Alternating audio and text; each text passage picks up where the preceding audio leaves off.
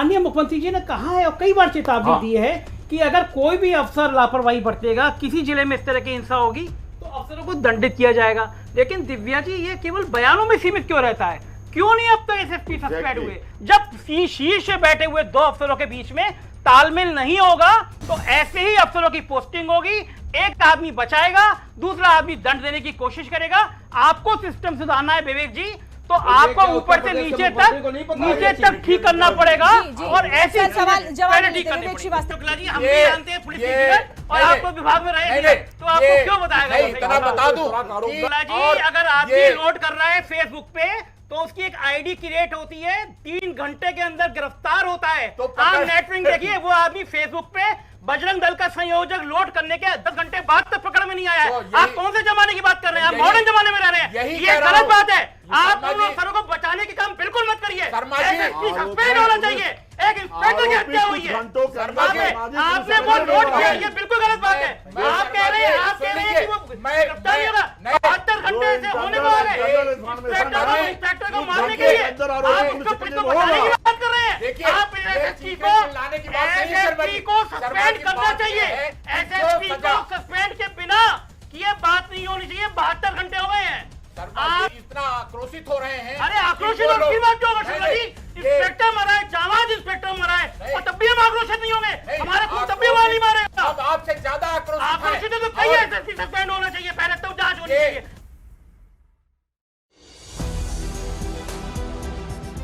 नमस्कार, मैं हूं संजय शर्मा। आप देख रहे हैं 4PM न्यूज नेटवर्क। आपने बॉलीवुड की पिक्चरें देखी होंगी, डॉन बूढ़ा हो जाता है तो इलाके का कोई दूसरा डॉन उभर आता है, वो उसकी जगह ले लेता है और बूढ़ा डॉन बड़ा हताश होकर उसको देखता है। लेकिन यहाँ डॉन की बात नहीं हो रही, यहाँ नेताओं की बात हो रही है। प्रधानमंत्री नरेंद्र मोदी अपने राजनीतिक जीवन की जब आखिरी पारी खेल रहे हैं, आखिरी पारी में हैं, 2-2.5 साल और उनकी राजनीति के होंगे, 75 साल के हो गए, 76-77 साल और, तो उनकी पार्टी को उनके ही मुख्यमंत्री योगी आदित्यनाथ चुनौती दे रहे हैं। लखनऊ से दिल्ली तक इस बात की बहुत ज्यादा चर्चा हो रही है कि योगी आदित्यनाथ को हटाने की जो रणनीति मोदी ने बनाई थी, क्या वो फेल हो गई है? योगी आदित्यनाथ ने नितिन गडकरी हो, शिवराज सिंह चौहान हो, वसुंधरा राजे हो या राजनाथ सिंह हो, इन सबके मन की बात पूरी कर ली है। मोदी सरकार को खुला चैलेंज दे दिया है कि अब तुम्हें जो करना हो वो करो, जो तुम कर सकते हो हमारा करो, अब हम राज अपने हिसाब से चलाएंगे। और योगी आदित्यनाथ के इस फैसले के बाद भारतीय जनता पार्टी में खलबली मची हुई है। पूरे लखनऊ से दिल्ली तक, दिल्ली से नागपुर तक कहा जा रहा है कि क्या संघ योगी आदित्यनाथ के पीछे खड़ा हो गया है? महाराष्ट्र के चुनाव नतीजे अगर भाजपा के खिलाफ हो गए तो क्या ये मोदी की विदाई की पटकथा लिख देंगे? क्या देश का में कोई अगला प्रधानमंत्री बन सकता है? क्या अमित शाह मोदी के साथ अब नहीं रहे? ऐसी तमाम पॉलिटिकल बातें राजनीतिक गलियारों की चर्चा का विषय बनी हुई है। हम कुछ बड़ी खबरों पर आज चर्चा करेंगे। सबसे पहले बड़ी खबर ये थी, तो पिछले 24 घंटों में सुर्खियों में बनी रही, वो थी योगी आदित्यनाथ ने नरेंद्र मोदी को जिस तरह चैलेंज किया। दरअसल योगी आदित्यनाथ सरकार पार्ट 1 जब बनी थी तो मोदी सरकार ने उस पर शिकंजा कस रखा था। प्रदेश का डीजीपी कौन होगा, चीफ सेक्रेटरी कौन होगा, मंत्री कौन होगा, नेता कौन कौन, इंपॉर्टेंट जगह, सब दिल्ली से तय होता था।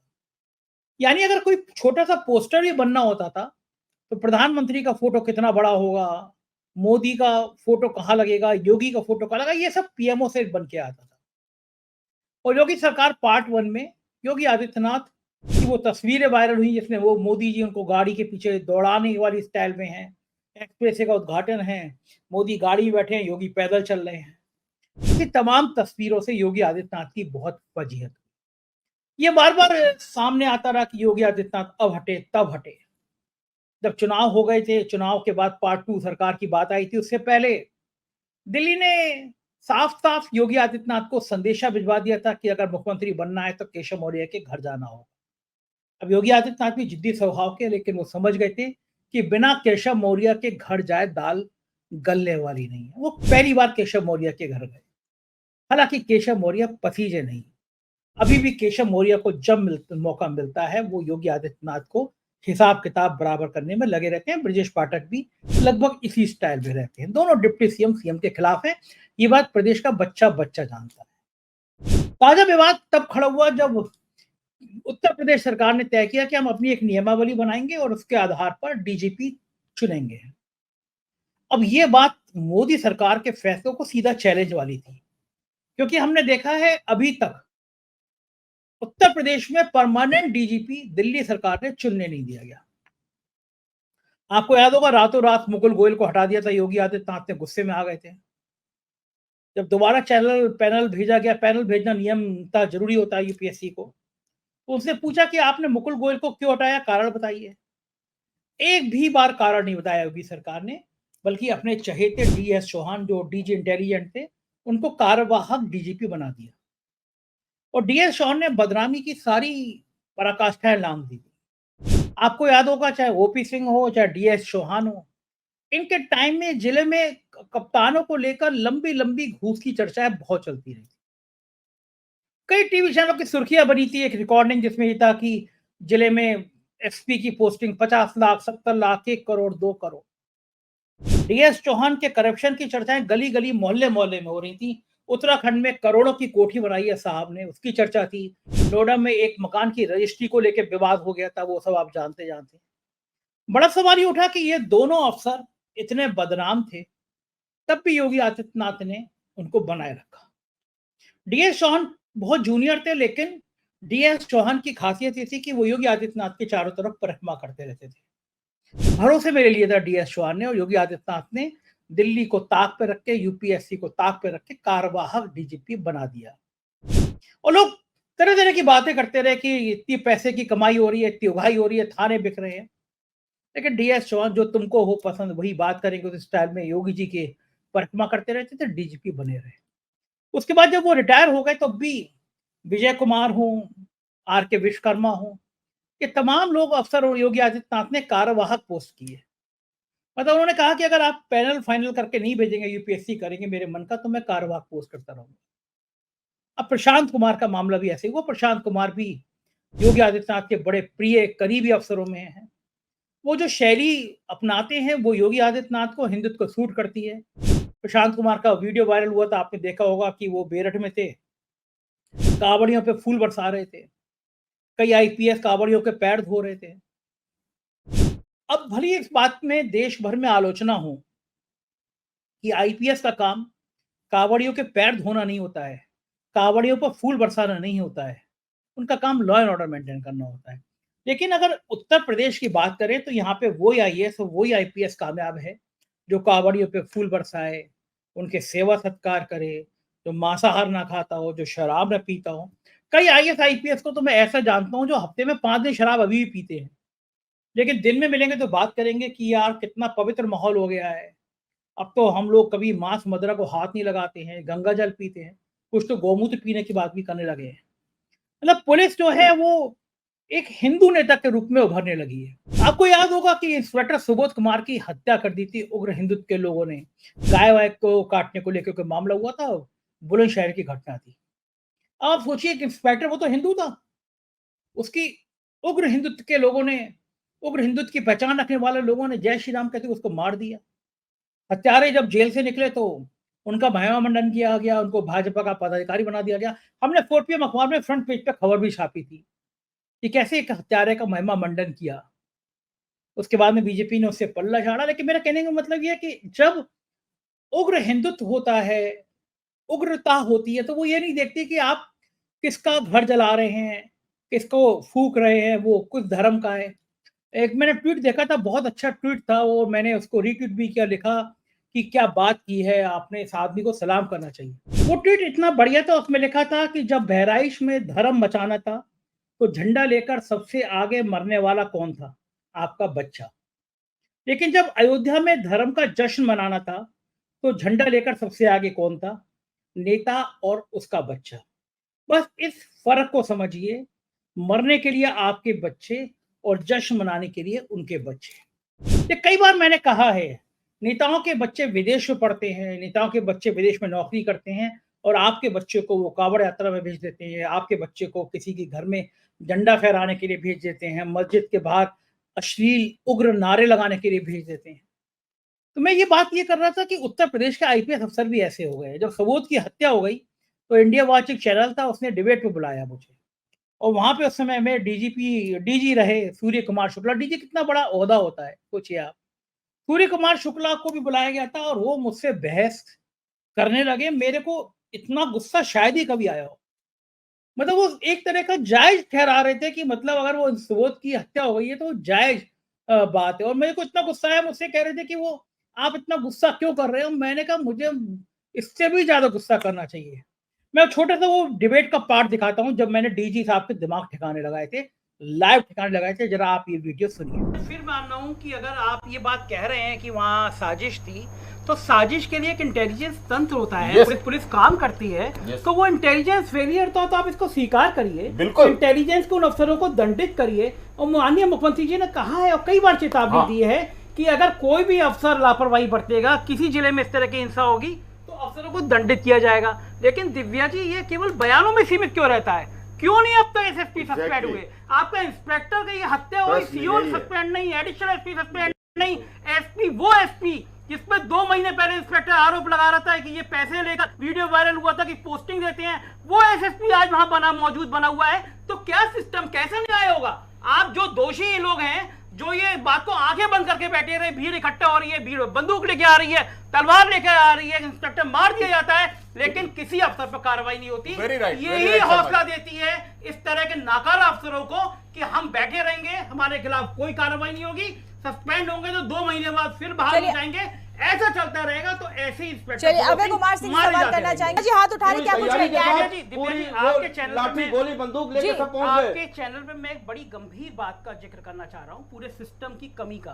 प्रदेश में सबसे बड़ा पुलिस का अफसर होता है डीजीपी और पूरे सिस्टम को चलाने के लिए गृह विभाग के लिए होता है प्रमुख सचिव गृह। आप किसी भी आईपीएस अफसर से पूछ लीजिए, दोनों के बीच 6 महीने से इतनी भयंकर कोल्ड वार चल रही है, इसको हिंदी में इतना शीत युद्ध चलता है कि आज तय हो रहा है कि यह आईपीएस अफसर प्रमुख सचिव गृह का अफसर है और यह डीजीपी का आदमी है। जब शीर्ष बैठे हुए 2 अफसरों के बीच में तालमेल नहीं होगा तो ऐसे ही अफसरों की पोस्टिंग होगी, एक आदमी बचाएगा, दूसरा आदमी दंड देने की कोशिश करेगा।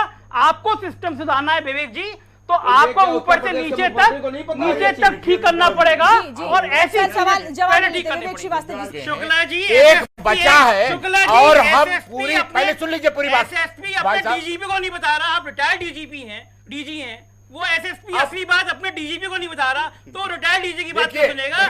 जो अफसर रिश्वत लेने के आरोप के बाद एसएसपी बना है तो एक रिटायर्ड अफसर को क्या सच बताएगा? सूर्य शुक्ला जी, हम भी जानते हैं पुलिस और आपको विभाग में रहे तो आपको क्यों बताएगा? बता दूं शुक्ला जी, अगर आदमी लोड कर रहा है फेसबुक पे तो उसकी एक आईडी क्रिएट होती है, 3 घंटे के अंदर गिरफ्तार होता है। तो आप नेटविंग देखिए, वो आदमी फेसबुक पे बजरंग दल का संयोजक लोड करने के 10 घंटे बाद तक पकड़ में नहीं आया है। आप कौन से जमाने की बात कर रहे हैं? आप मॉडर्न जमाने में रह रहे हैं, ये गलत बात है। आप उन अफसरों को बचाने के काम बिल्कुल मत करिए। सस्पेंड होना चाहिए। एक इंस्पेक्टर की हत्या हुई है, आपने वो नोट किया, ये बिल्कुल गलत बात है। आप कह रहे हैं कि वो गिरफ्तारी होगा, 72 घंटे से होने वाले इंस्पेक्टर को मारने के लिए आप उसको पुलिस को बचाने की बात कर रहे हैं। आप एसएसपी को सस्पेंड करना चाहिए। एसएसपी को सस्पेंड के बिना की ये बात नहीं होनी चाहिए। 72 घंटे हो गए हैं, आपने उसको वीडियो लोड कर रहा है, वो बयान दे रहा है।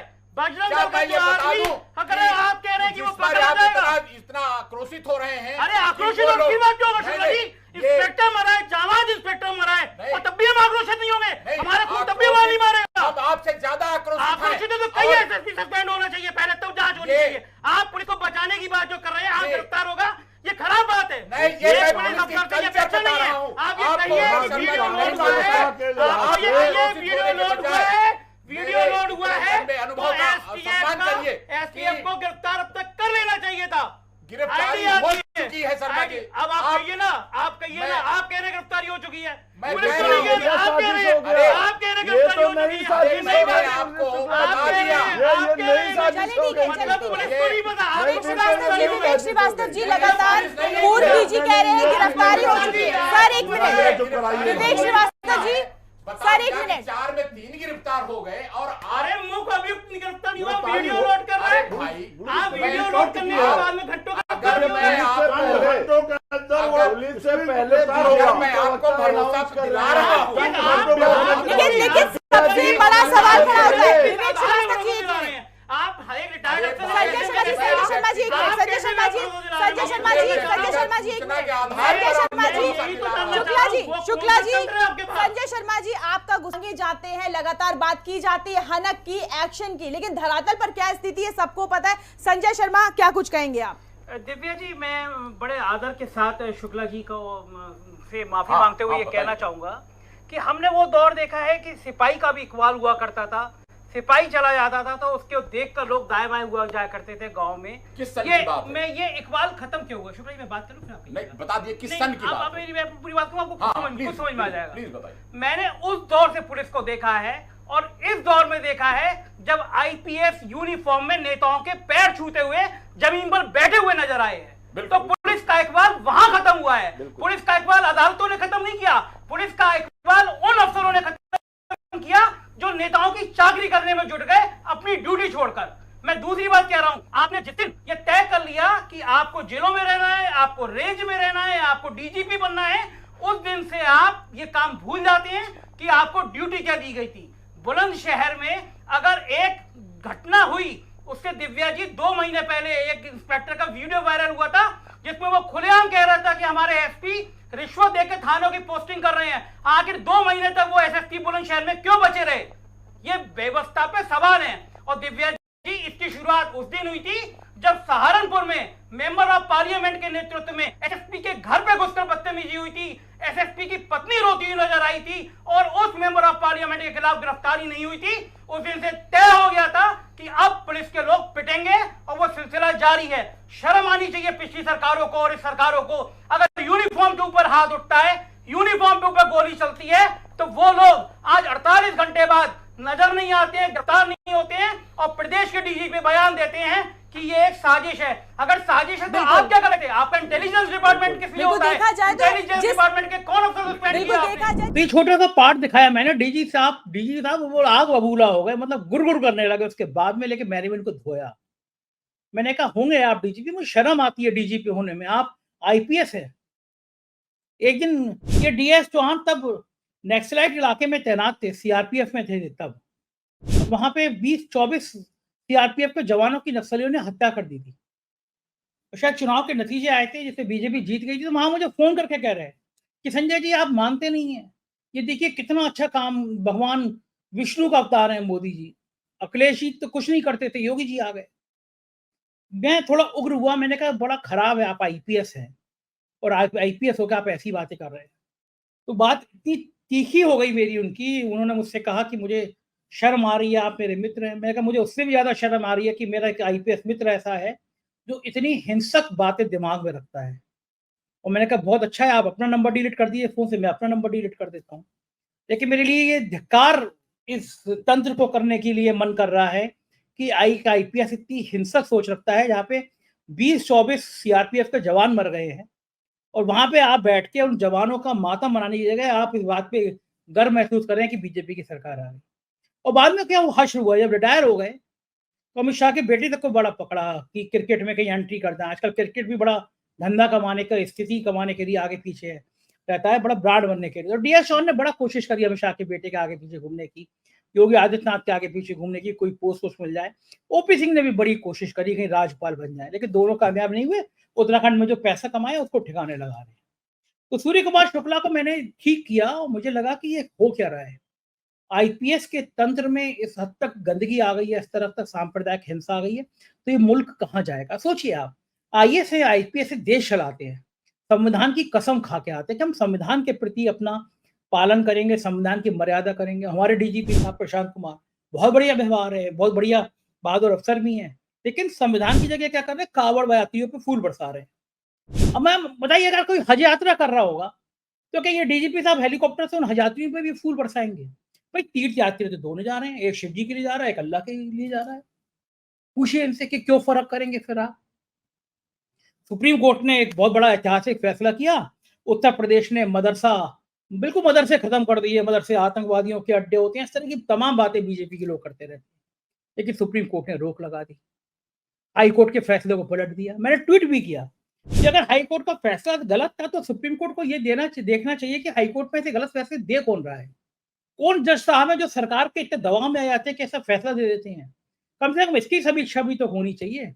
अगर सुप्रीम कोर्ट ने मान लिया कि हाई कोर्ट का फैसला गलत था तो ऐसे गलत फैसले दे कौन रहा है। लेकिन साहब इसकी बात कोई सुनेगा नहीं। तब तो मदरसों को बंद करने का आह्वान ऐसा चलाया गया कि योगी जी तो बिल्कुल ब्रांड हो जाएंगे। योगी जी ने तो इतिहास कर दिया। योगी जी भी जानते हैं कि मोदी को रोकना है तो उन्हें ये हिंदुत्व की उग्र लाइन लेनी है, वरना मोदी निपटा देंगे। मोदी और अमित शाह की जोड़ी उनको निपटा देगी। तो मोदी से बड़े हिंदुत्व नेता बनना चाहते हैं। वो इनडायरेक्ट वे में उनके समर्थक मैसेज देते हुए मोदी तो कहीं झुक जाते हैं। वो तो मस्जिद में भी चले गए थे। मैं गया अभी परसों ही लौटा हूं, मैं अबू धाबी की मस्जिद में भी गया जैसे मोदी गए थे। तो आप मस्जिद में जा सकते हैं, लेकिन यहाँ पे नारा देंगे कि अगर ये आ गए तो तुम्हारी बहू बेटियों को उठा के ले जाएंगे। मतलब प्रधानमंत्री ने गिरने की जो सीमाएं होती हैं उन सीमाओं को भी लांघ दिया है। हमारे टपोरी भरी भाषा कहते हैं इसको, कि टपोरी वाली भाषा पे देश का प्रधानमंत्री उतर आया है कि तुम्हारी बेटियों की उठा ले जाएंगे। लोग कहने लगे इनकी बेटियां नहीं है ना, इसलिए लोग बेटियों पे बात करते हैं। साक्षी मलिक जो खिलाड़ी थी, क्या वो बेटी नहीं है किसी की? अंकिता भंडारी उत्तराखंड में मार दी गई, क्या वो बेटी नहीं है किसी की? उस बेटियों पे बात नहीं करेंगे। लेकिन यही तंत्र है। लोग कह रहे हैं क्योंकि महाराष्ट्र में स्थिति नाजुक है तो महाराष्ट्र को लेकर परेशान है प्रधानमंत्री। इस बीच में योगी आदित्यनाथ ने ये एक नियमावली बना दी कि साहब डीजीपी जो है वो तो हम तय करेंगे, मतलब राज तय करेगा। एक कमेटी का एक गठन कर दिया, कैबिनेट ने पास कर दिया। उसमें रिटायर्ड जज होगा, रिटायर्ड डीजीपी होगा। अब डीजीपी रिटायर्ड कौन होगा? सूर्य कुमार शुक्ला जैसा होगा, अरविंद कुमार जैन जैसा होगा। इस तरह के जो आपके चरणों में पड़े रहेंगे उस तरह का डीजीपी बनाएंगे। सुल्तान सिंह टाइप का तो बनाएंगे नहीं जो ईमानदार डीजीपी और डंके की चोट पे ईमानदारी बात करे। आपको चाहिए गुलाम। एक रिटायर्ड जज होगा। उत्तर प्रदेश में कई कांड हुए, न्यायिक आयोग बने, उनमें रिटायर्ड जज रखे गए। एक भी आयोग की रिपोर्ट पढ़ लीजिए जो सरकार के फैसले के खिलाफ, एक भी नहीं मिलेगी। आप क्या होगा उसमें? उसमें होगा कि जज वही होगा जो गुलामों की तरह हो, जो 6 महीने की न्यायिक रिपोर्ट है उसको 2 साल तक खींचता रहे, 2.5 साल तक खींचता रहे। ऐसा रिटायर्ड जज होगा, रिटायर्ड डीजीपी होगा। मतलब कहने का मतलब है कि जो फैसला योगी जी करेंगे, उत्तर प्रदेश का मुख्यमंत्री करेगा, वो सारी कमेटी उस पर मोहर लगा देगी। फॉर्मेलिटी में एक आयोग बना हुआ है। सुप्रीम कोर्ट ने 8 राज्यों को नोटिस जारी किया था डीजीपी को लेकर। उनकी सुनवाई भी है, देखना है कि सुप्रीम कोर्ट क्या फैसला लेगा। लेकिन सुल्तान सिंह ने और अखिलेश यादव ने सवाल उठाए हैं। हालांकि विपक्ष के नेता भी ये मान रहे हैं कि राज्यों के लिए अच्छा है, ये हर फैसला केंद्र ना करे, अच्छा है। वो तो मजे ले रहे हैं कि योगी में और मोदी में लड़ाई हो जाए तो और अच्छा है। अखिलेश यादव ने एक तंज भी कहा है, देखिए वो क्या कह रहे हैं अखिलेश यादव। ये जो 2 साल का नियम बना है ये साबित कर रहा है लेकिन लखनऊ दिल्ली में सब कुछ ठीक नहीं है और इस प्रदेश ने जो डीजीपी दिए, जो नई परंपरा शुरू की कार्यवाहक की, आप देख लीजिए 50 पायदान हैं। वो अधिकारी कितने निराश हैं, कितना मनी मन दुखी हैं कि उन्हें मौका नहीं मिला काम करने का। कितने आईपीएस होंगे जिन्हें मौका नहीं मिला और अपने खासम खास और अपने पक्के को बैठाने के लिए, इसलिए कि जिससे कि बेईमानी की जा सके, जिससे अन्याय किया जा सके, जिससे कानून की धज्जियां उड़ाई जा सकें, इसलिए सरकार अपना ऐसा फैसला कराना चाहती है, नियम बनाना चाहती है कि उन्हीं के कोई ना कोई बैठ जाए जिनको खुद का अपना भविष्य नहीं पता है कि 2 साल चलेंगे कि नहीं चलेंगे, वो 2 साल के नियम बना रहे हैं। उधर मोदी परेशान है। आपने सुना कि अखिलेश यादव तो तंज करते हैं, मोदी परेशान है कि उग्र हिंदुत्व में योगी आगे निकल जा रहे हैं। बटोगे तो कटोगे, ये नारा हर राज्य में गूंजने लगा।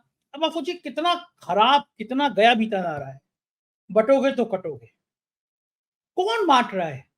10 सालों से, 11 सालों से देश में हुकूमत मोदी जी की, 6-7 सालों से उत्तर प्रदेश में बीजेपी की, तो कौन बांट रहा है? पहली बार लोकसभा में आपको समझ में आया कि पिछड़े और दलित की ताकत का असर क्या होता है। आप सारी मलाई काम काट के दोगे ब्राह्मणों को, पंडितों को, ठाकुरों को, और पिछड़ा और दलित आपकी दरी उठाएगा। ये तो संभव नहीं होगा ना। तो इसीलिए पहली बार लोकसभा में जब डिब्बा गोल हुआ बीजेपी का, तो समझ में आया कि पिछड़ों और दलितों में हिंदुत्व का इंजेक्शन लगा। उन्हें ये बताओ कि भैया अगर तुम बट गए तो कट जाओगे, तो उग्र हिंदुत्व का जहर भरो। तो ये पूरा नारा देश भर में जहर भरने के काम, जहर बोने के काम आ रहा है। असम के मुख्यमंत्री उसमें और छोका लगाते हैं, प्रधानमंत्री के तो गिरने की कोई सीमा नहीं है। लेकिन क्या देश ऐसे ही चलता रहेगा? देश के सामने जो बुनियादी सवाल है वो खत्म होते रहेंगे?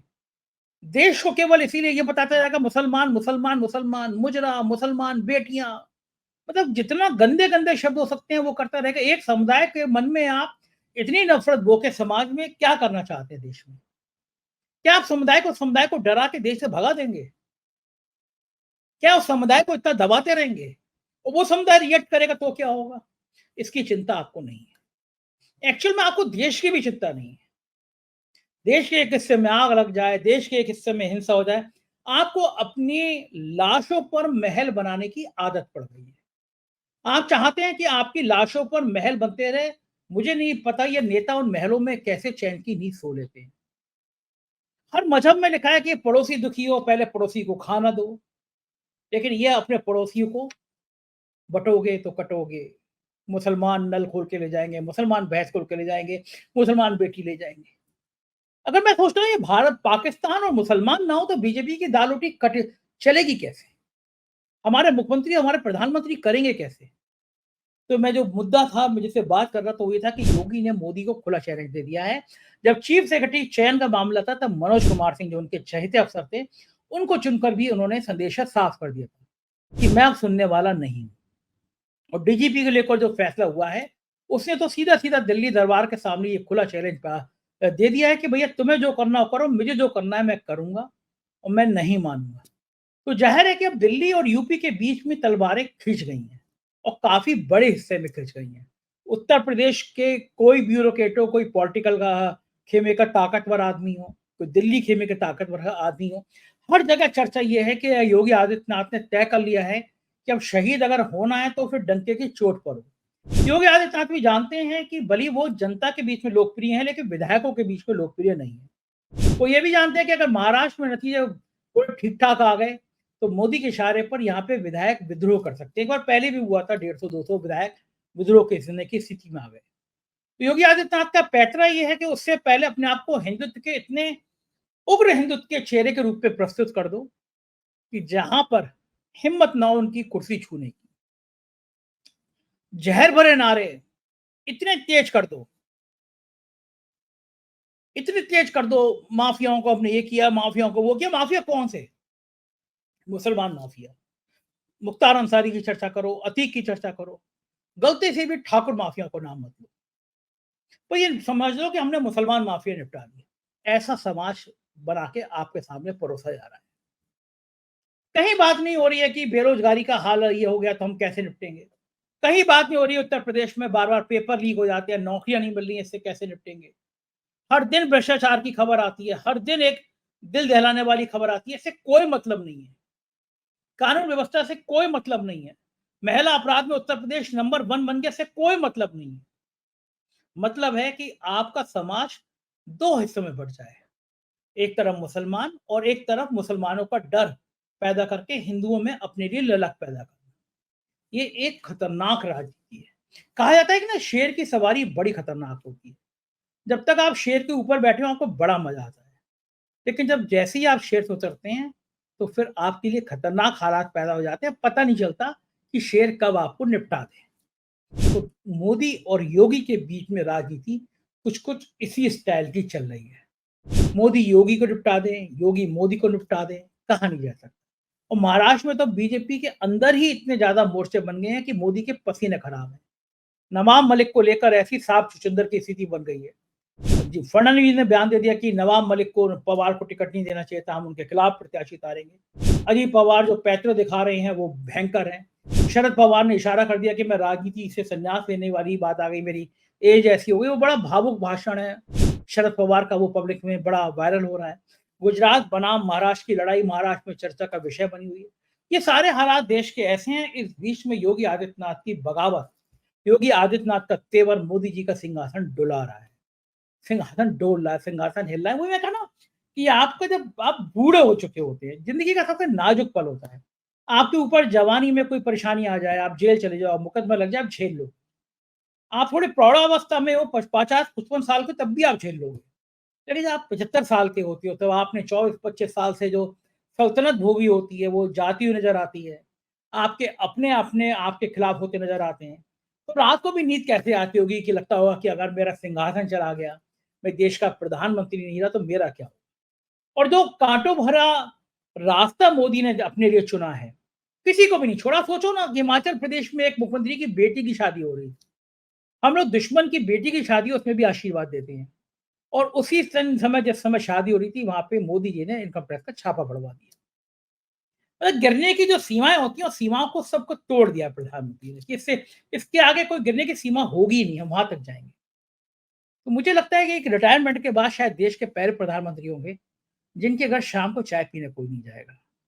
एक बड़ा बंगला होगा जो पूर्व प्रधानमंत्री को मिलता है, वहां कुछ मोर होंगे जिनको दाना खिला रहे होंगे और एकांत में होंगे, और ये जीवन शायद बहुत कष्टदायक होगा। तब कबीर का वो लाइनें याद आएंगी, जैसी करनी वैसी भरनी। आप क्या मेरी बात से सहमत हैं? सहमत हो तो अपनी राय से जरूर अवगत कराइएगा। चैनल को ज्वाइन और सब्सक्राइब कीजिएगा। शुक्रिया, थैंक यू।